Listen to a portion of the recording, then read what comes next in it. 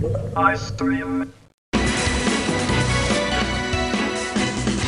other news, the Lankan government has been in the eye of a storm ever since reports in the international press accused the Lankan troops of carrying out a massacre in the war zone, killing over 20,000 civilians.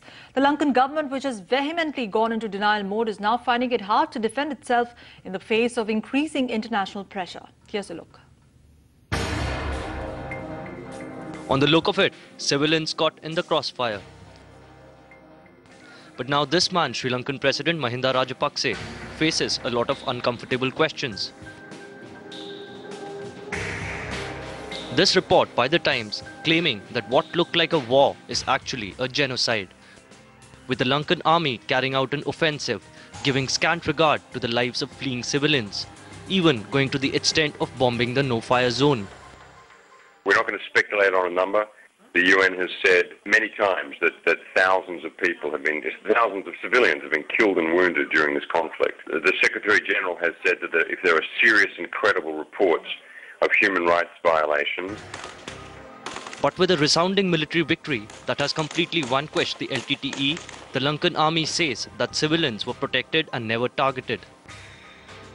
We went on a operation to rescue the people. So we rescued the people, then only we put up our full force. All these people, they are without any authenticated statement. They are giving this kind of figures. It's not true. But with the reality of war surfacing after the military onslaught has faded away, even Rajapakse's trusted men say that a war needs to be won, regardless of any other consideration.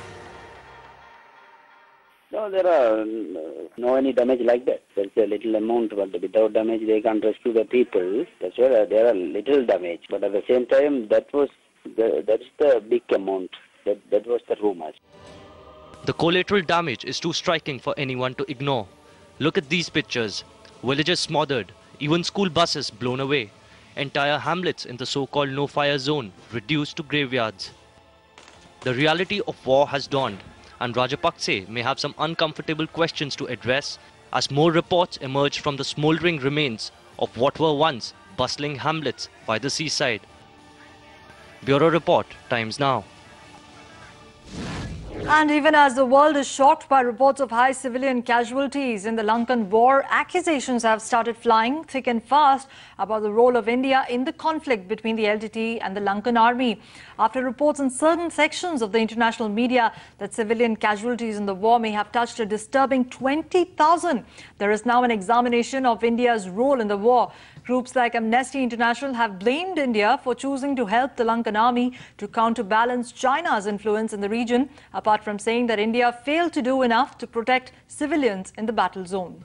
But the most stunning accusation has come from the former head of the Indian peacekeeping force, Major General Ashok Mehta. Now, Mehta has told the London-based newspaper The Times that India was complicit in the last phase of the offensive when maximum civilian casualties were reported. The Times has also quoted Mehta as saying that having decided to support support Lanka, India went all the way supporting Colombo in its war, despite the mounting civilian deaths. And it's over to Dhanya now for the big story of the day. Well, Rukmini, the criticism which Sri Lanka faces is the big story that we will follow through the day. Now, even as Sri Lanka is triumphant that the LTTE has been defeated, the country has been bogged down by huge criticism that many civilians had lost their lives in the process of defeating the LTTE.